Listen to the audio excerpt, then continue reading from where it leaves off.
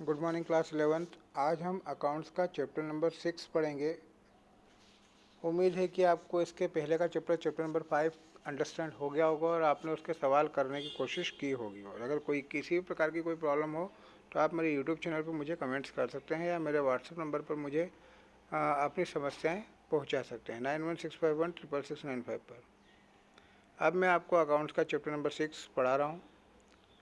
ये है हमारा special purpose book, subsidiary book, यानी कि विशेष उद्देश्य पुस्तकें। सहायक भैया क्या होती हैं कि जर्नल एंट्री के बाद की एक कंडीशंस होती है कि यहाँ पर हम जो साधारण रोकड़ बही बना लेते हैं, सहायक पुस्तक एक स्मारक बही बनाते हैं, उसके बाद कुछ जर्नल एंट्री बनाते हैं। जब हम बाकी अकाउंट्स करते हैं तो उसमें क्या होता है कि हमें अलग अलग हिसाब रखना होता है। जैसे जर्नल एंट्री में क्या होता है कि जब हम सारी एंट्रियाँ एक साथ कर देते हैं, ठीक है, तो हमें क्या करना पड़ता है कि अब सारी चीज़ों को हमको क्या करना पड़ेगा, छांटना पड़ेगा मीन्स क्या कि कैश के ट्रांजेक्शन अलग करना पड़ेंगे, क्रेडिट के ट्रांजेक्शन अलग करना पड़ेंगे, जिसमें परचेस अकाउंट होता है, यानी कि माल खरीदने की एंट्री अलग, बेचने की एंट्री अलग, वापस करने की एंट्री अलग, माल वापस आने की एंट्री अलग, और असेट्स और लाइबिलिटी खरीदने बेचने की भी एंट्री हमको करना होती है। ये सब हमको अलग अलग करना पड़ेगा ताकि हमको लेज़र बनाने में किसी प्रकार की कोई प्रॉब्लम ना हो, ठीक है।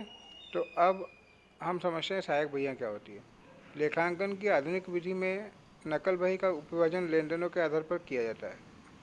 उद्देश्य वाली पुस्तकों में किया जाता है, उन्हें सहायक पुस्तकें कहते हैं। सहायक पुस्तकें रखने के से व्यवहार की प्रविष्टि नकल बही में करने की आवश्यकता नहीं होती है। आवश्यक पुस्तकें खाता बही करने में सहायक होती है।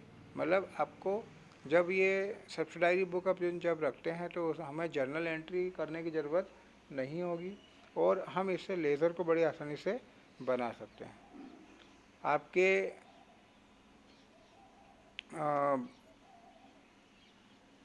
आसानी के लिए मैं आपको बता देता हूँ कि आप सहायक बहियाँ हमारे पास कितने प्रकार की होती है। सहायक बहियाँ वैसे तो जो हैं हमारे व्यापार में दो प्रकार की होती हैं। एक होती है रोकड़ व्यवहार के आधार पर और एक होती है उधार व्यवहार के आधार पर। उधार व्यवहार के आधार पर जो है आपके पास लगभग 7 प्रकार की आपकी सहायक बहियाँ होती हैं, लेकिन आपके सिलेबस में प्राप्य विपत्र और देय विपत्र के बारे में कोई भी सवाल नहीं दिए हैं या किसी प्रकार का डिस्क्रिप्शन आपको नहीं दिया है, तो मैं उसके बारे में सिर्फ नाम बताऊंगा और थोड़ा सा मीनिंग बता दूंगा कि क्या होता है। बाकी इसके सवाल हम नहीं करेंगे। सबसे पहले हम बात करते हैं रोकड़ व्यवहार के लिए। रोकड़ व्यवहार के लिए जो होता है वो हमारे पास क्या होता है, कैश अकाउंट बनता है। कैश अकाउंट जो होता है हमारे बिजनेस के अनुसार 3-4 प्रकार का बनता है। एक होता है सिंगल कॉलम कैश बुक, एक होता है डबल कॉलम, एक होता है ट्रिपल कॉलम और एक होता है पेटी कैश बुक। 4 प्रकार होगा।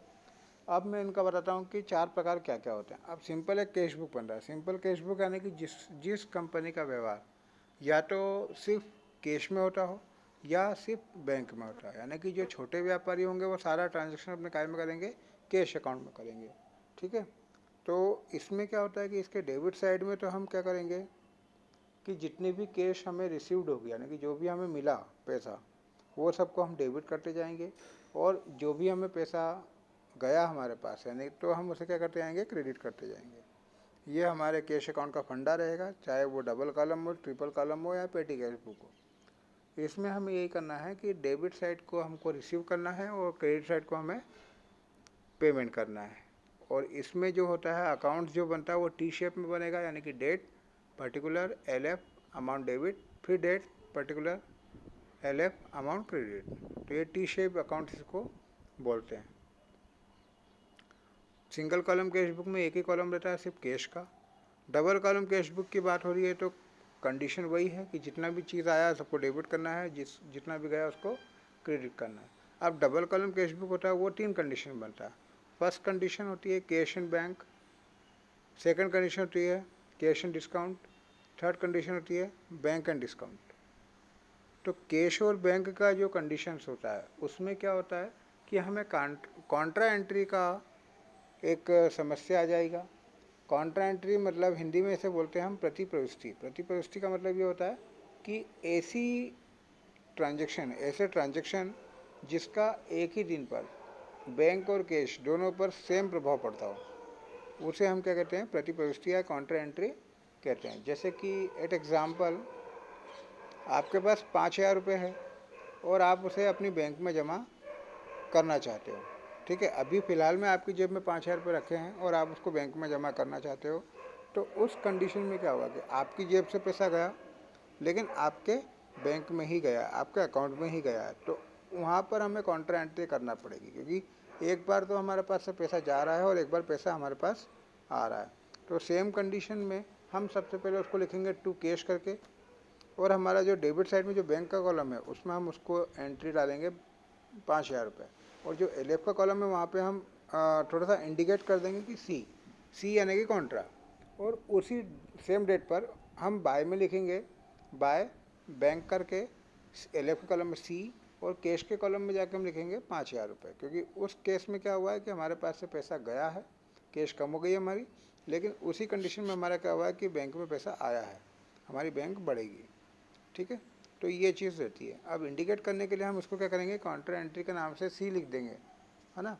तो और भी कंडीशंस हमारे पास होती है, जैसे बैंक में पैसा जमा करना, बैंक से पैसा निकालना, बैंक से पैसा ऑफिस यूज़ यानी कि कार्यालय उपयोग के लिए निकालना, या प्राप्त चेक को अगले दिन बैंक में जमा करना। अब जैसे मान लो कि आज हमें चेक प्राप्त हुआ है किसी बंदे से, ठीक है, तो हम उसे डायरेक्ट बैंक में नहीं लिखेंगे। क्यों? क्योंकि जब चेक हमें प्राप्त होता है तो वो एक कैश के रूप में होता है, क्योंकि डायरेक्ट तो अगर हम किसी से चेक ले रहे हैं तो वो सीधे तो कैश में तब्दील हो नहीं जाएगा, और सीधे तो क्या है कि हमको कैश मिल नहीं जाएगी, उसको हमको पहले बैंक में डालना पड़ेगा, तब जाके वो कैश में तब्दील होता है। तो जब हमें आज किसी से चेक मिला है तो हम उसको कैश में मान लेते हैं, और जब हम उसको कल बैंक में जमा करेंगे तो आज हमारे पास से कैश गया और फिर बैंक में जमा हुआ, तो उस केस में उसकी भी काउंटर एंट्री होती है ना। और अगर आपको डायरेक्ट बैंक में जमा करने का बात की गई है, सवाल में लिखा होता है कि चेक प्राप्त है, और उसके बारे में किसी प्रकार की कोई दूसरी एंट्री आपको सवाल में नहीं दे रखी है, उसी नाम के आधार पर या उसी अमाउंट की सेम एंट्री अगर आपको सवाल में वापस नहीं दी है, तो हम मान लेंगे कि जो चेक मिला है उसे हमने डायरेक्ट बैंक में जमा किया है।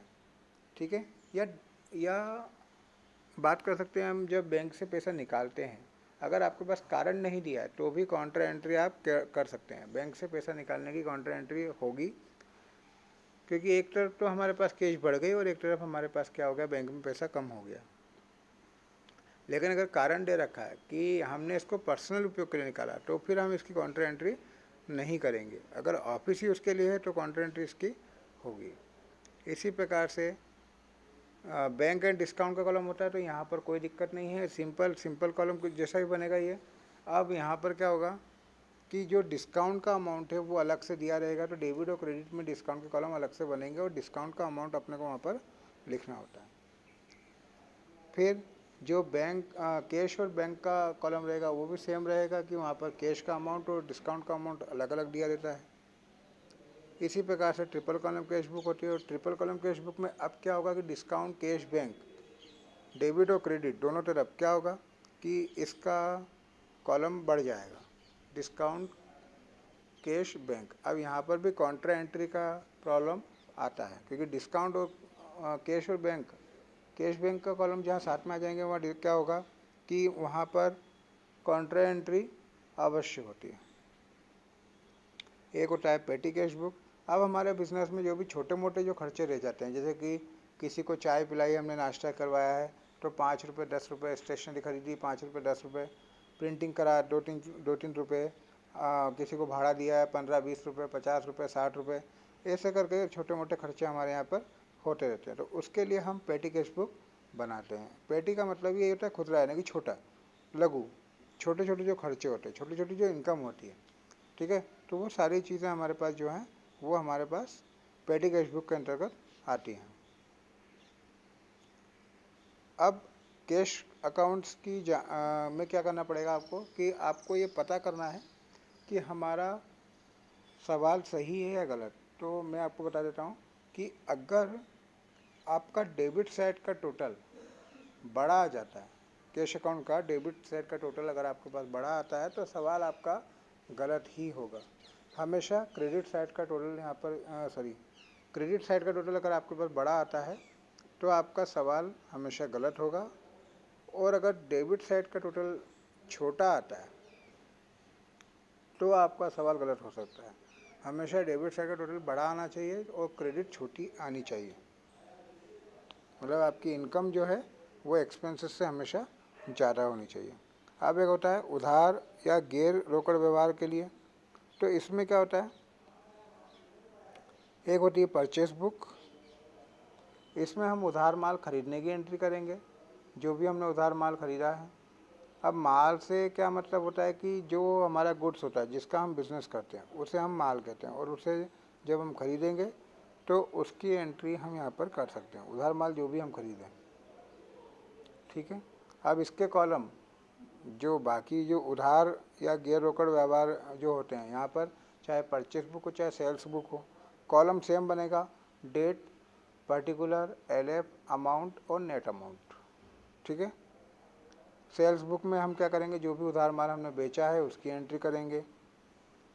परचेस बुक में जो माल हमारे पास हमने जो ख़रीदा था वो हमने किसी को वापस कर दिया है तो उसकी एंट्री की जाती है।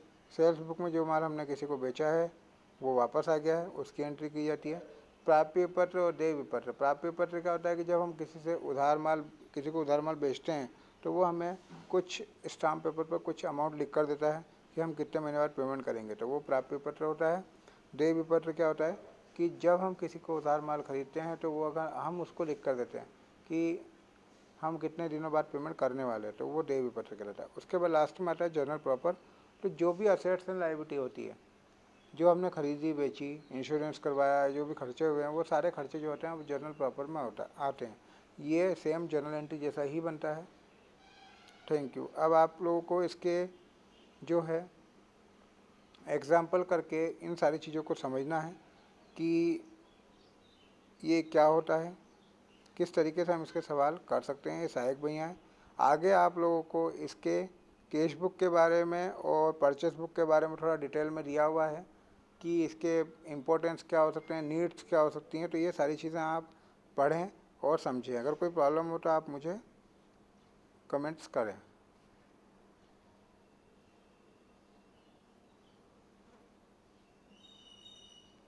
ये सहायक भाई के लाभ दे रखे हैं आपको।